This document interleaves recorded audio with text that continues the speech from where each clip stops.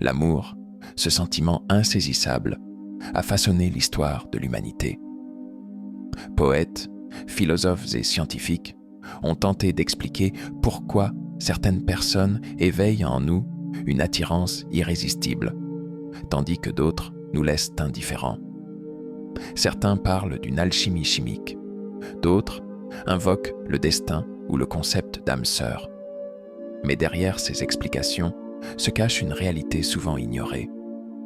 Nous ne tombons pas amoureux au hasard. La première raison pour laquelle nous nous attachons à quelqu'un est le sentiment de manque.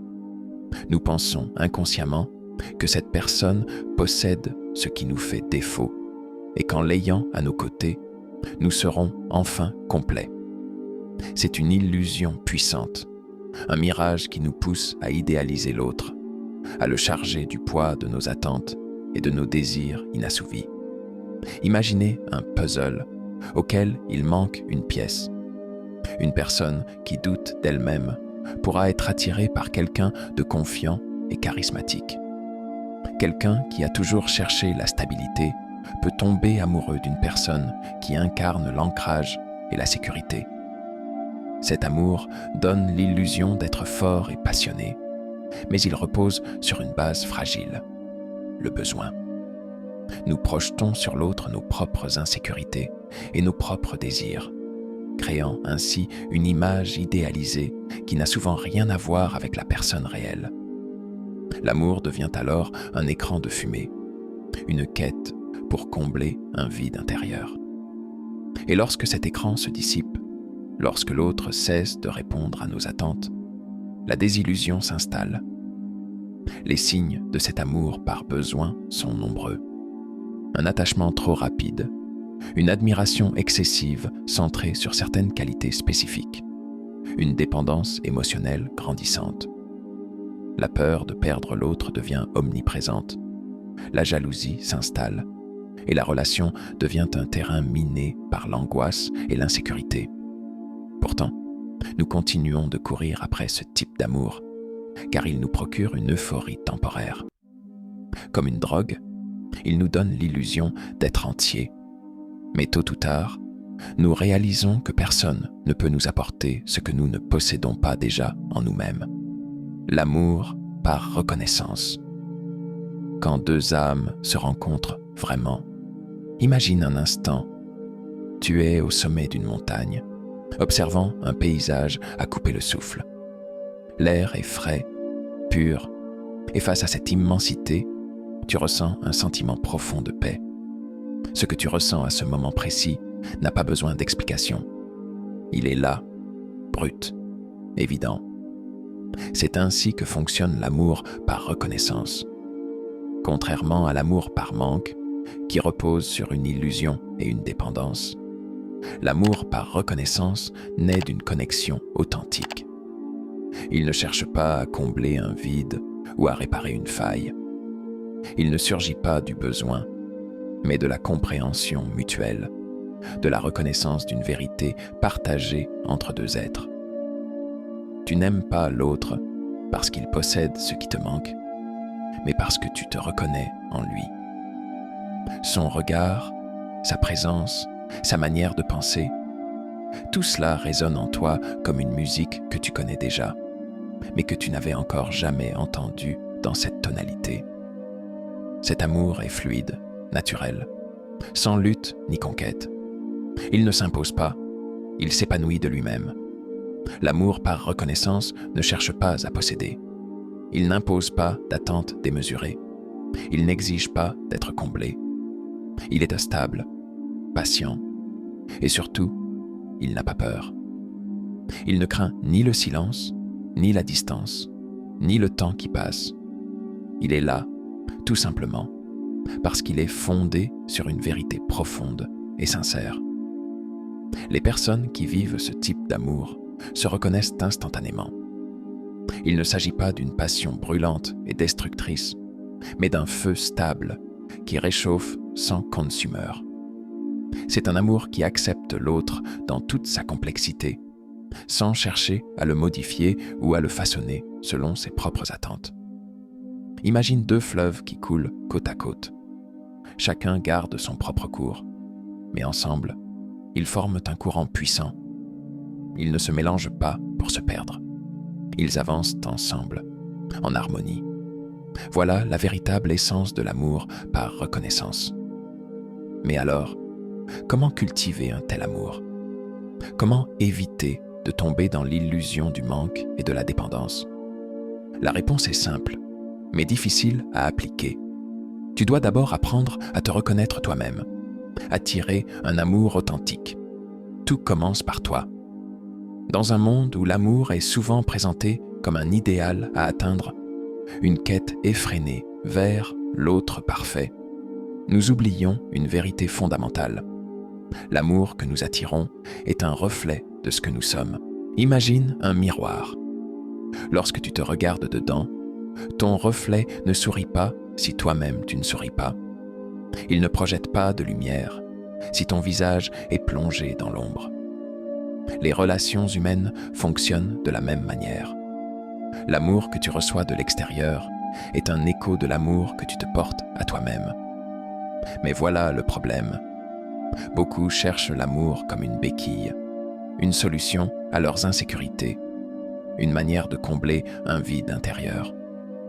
Ils espèrent qu'une relation les sauvera de leur solitude, les rendra heureux ou leur donnera enfin une raison d'exister pleinement.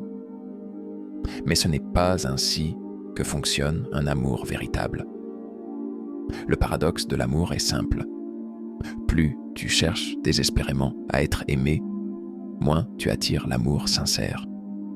Ce n'est pas en demandant à quelqu'un de te compléter que tu bâtiras une relation stable, mais en devenant une personne complète par toi-même.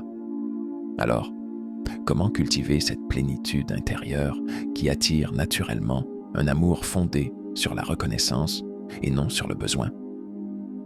Premier, apprendre à être bien seul.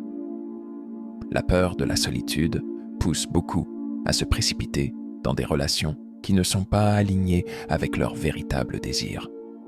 Or, l'amour sain ne peut émerger que d'une personne qui sait déjà être heureuse seule. Cela signifie apprendre à apprécier ses propres moments, à cultiver ses passions, à trouver du sens en dehors d'une relation.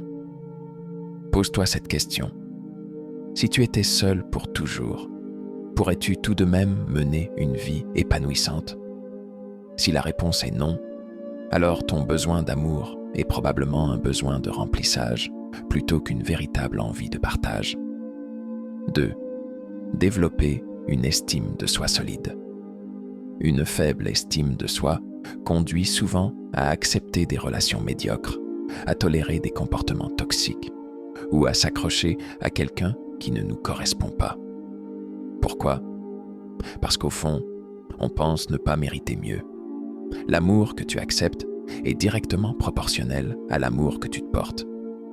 Si tu ne te considères pas digne d'un amour sincère et équilibré, tu attireras des relations déséquilibrées. Il est donc essentiel de travailler sur toi-même, sur tes croyances limitantes, sur tes blessures passées et d'apprendre à te valoriser sans chercher la validation des autres. Troisième, cesser de jouer un rôle. Beaucoup pensent devoir être parfait pour attirer l'amour. Séduisant, drôle, brillant, toujours de bonne humeur. Ils enfilent un masque et se perdent dans une version idéalisée d'eux-mêmes pour plaire. Mais cette stratégie ne fonctionne pas à long terme. L'amour par reconnaissance ne peut naître que dans l'authenticité.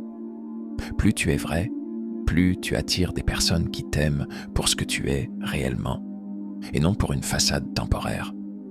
Ose être vulnérable, ose montrer tes failles, ose être imparfait. L'amour sincère ne cherche pas la perfection, il cherche la vérité. Quatrième, élever ses standards. Une fois que tu as appris à être bien avec toi-même, à t'aimer et à être authentique, il devient naturel de ne plus accepter n'importe quelle relation. Tu comprends que tu ne veux pas d'un amour qui t'emprisonne, mais d'un amour qui t'élève. Cela signifie être patient, ne pas se précipiter vers la première personne venue par peur de rester seul. Cela signifie aussi reconnaître les signaux d'alerte dans une relation et avoir la force de partir lorsqu'on se rend compte que l'amour est basé sur une illusion et non sur une vraie connexion. L'amour véritable ne se trouve pas, il se reflète. Il n'est pas quelque chose que l'on obtient, mais quelque chose qui émane naturellement de nous lorsque nous avons appris à nous aimer pleinement. Si tu veux attirer un amour sincère, ne cherche pas la personne idéale. Travaille à devenir la personne qui attire ce type d'amour. Tu es peut-être déjà tombé dans le piège d'un amour basé sur le manque sans même t'en rendre compte. Peut-être as-tu vécu une relation où tout semblait parfait au début, mais qui a fini par s'effondrer sans explication. Ou bien tu as vu un ami se consumer dans une histoire où il semblait plus dépendant qu'épanoui. Pourquoi ces schémas se répètent-ils? L'amour par manque est partout autour de nous.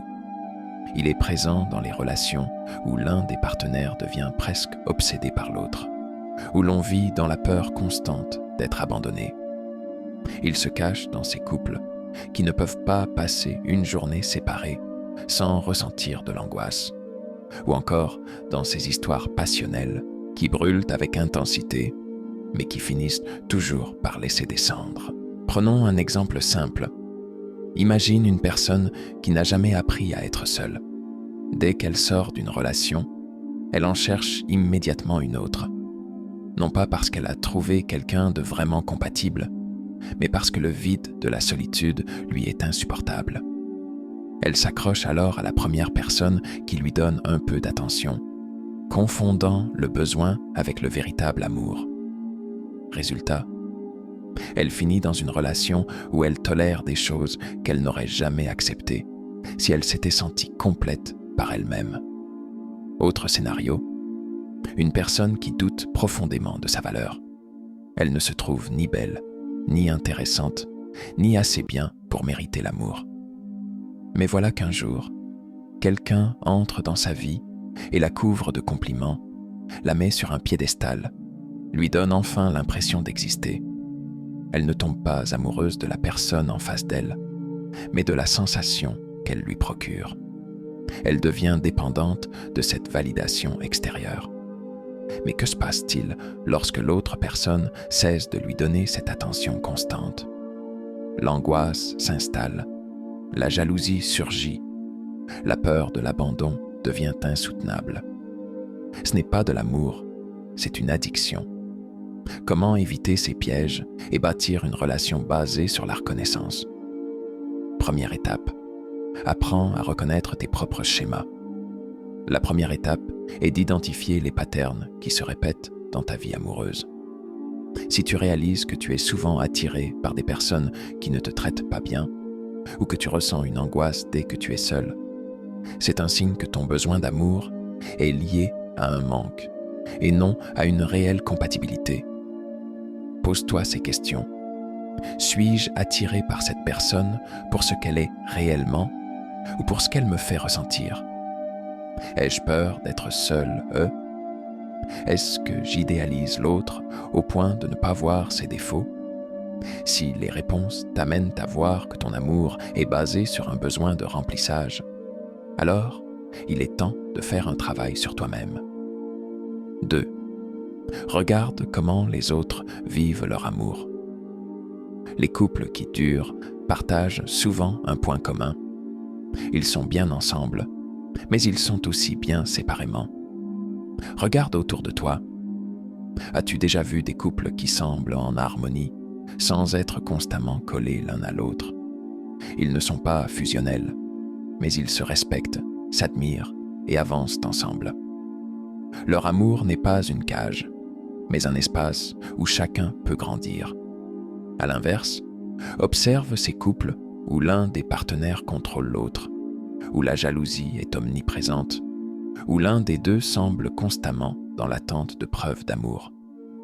Ces relations sont des prisons, pas des unions. 3. Applique le test du « si tout s'arrêtait demain ». Un bon moyen de savoir si ton amour est basé sur la reconnaissance ou sur le manque est de te poser cette question. Si demain, cette personne disparaissait de ma vie, est-ce que je serais anéanti au point de ne plus savoir qui je suis? Si la réponse est oui, alors ton amour repose sur une dépendance émotionnelle. Bien sûr, toute séparation fait souffrir, mais une relation saine ne doit jamais être la seule raison de ton équilibre mental ou de ton bonheur. 4e, expérimente l'amour sans peur. L'amour basé sur la reconnaissance ne demande pas de posséder l'autre, ni de le garder à tout prix. Il est stable, patient, et il n'a pas besoin de jeux de manipulation ou de contrôle pour exister. Essaye une chose. Dans ta prochaine relation, ne cherche pas à impressionner, ne cherche pas à jouer un rôle. Sois simplement toi-même, avec tes forces et tes faiblesses. Observe comment l'autre réagit. Un amour sincère n'a pas besoin de performance. Il se nourrit de vérité. L'amour que tu vis reflète celui que tu te portes. Plus tu apprendras à te suffire à toi-même, plus tu attireras des relations qui résonnent avec cette plénitude intérieure. Ce n'est pas une formule magique, mais une réalité psychologique. Nous aimons et sommes aimés à la hauteur de notre propre amour-propre.